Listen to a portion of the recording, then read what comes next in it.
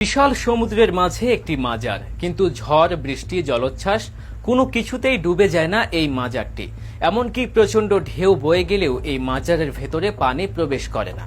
এই দরগা সৃষ্টির পর থেকে যেমন ছিল আজ পর্যন্ত অক্ষত আছে একই রকম ভাবে। বিস্ময়কর শোনালেও বাস্তবে অস্তিত্ব রয়েছে বিস্ময়কর এই স্থানের। পৃথিবীর অন্যতম বিস্ময়কর এই মাজারটির নাম হাজী আলী শাহের মাজার। আরব সাগরের উপকূল থেকে 500 মিটার দূরে একটি ছোট্ট ক্ষুদ্র দ্বীপে অবস্থিত এই মাজারটি। বিখ্যাত ধর্মসাধক হাজী আলী শাহ বুখারীর এই মাজার।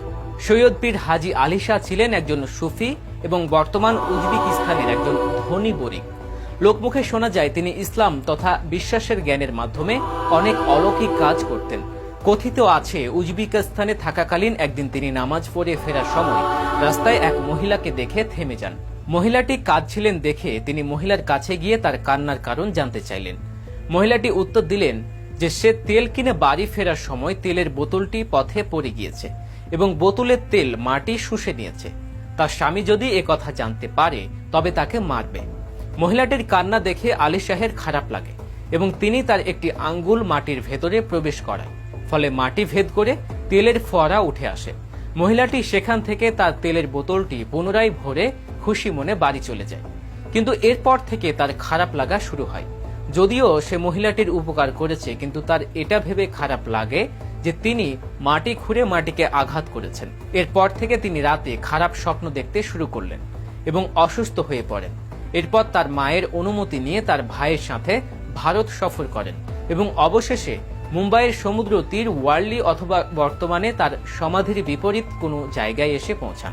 এরপর আলী শাহ সেখানেই থেকে যান এবং মৃত্যুর আগ পর্যন্ত মানুষের কাছে ইসলামের বাণী প্রচার করেন।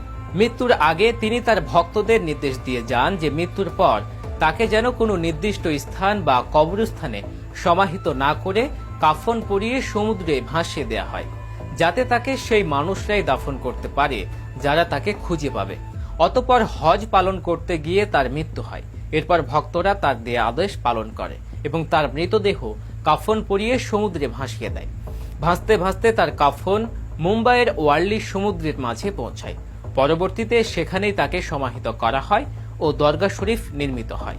তার দরগার অট্টালিকাটি অসাধারণ ইন্দো ইসলামিক স্থাপত্য কৌশলে নির্মিত।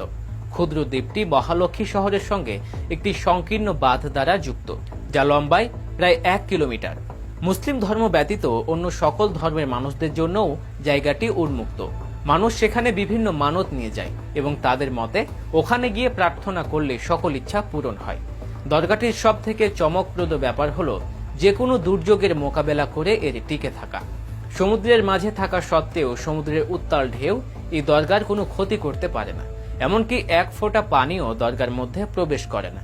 1949 সালে যে তুফানে মুম্বাইয়ের অনেক বেশি ক্ষতি হয়েছিল সেটাও দরগার উপর আঘাত হারেনি। 2005 সালের ভারী বন্যাতে যখন মুম্বাই শহরও ডুবে গিয়েছিল তখনও দরগার কোনো ক্ষতি হয়নি।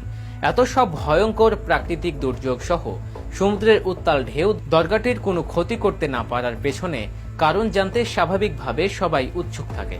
তবে বিজ্ঞানীরা অনেক চেষ্টার পরও এর কারণ ব্যাখ্যা করতে পারেনি।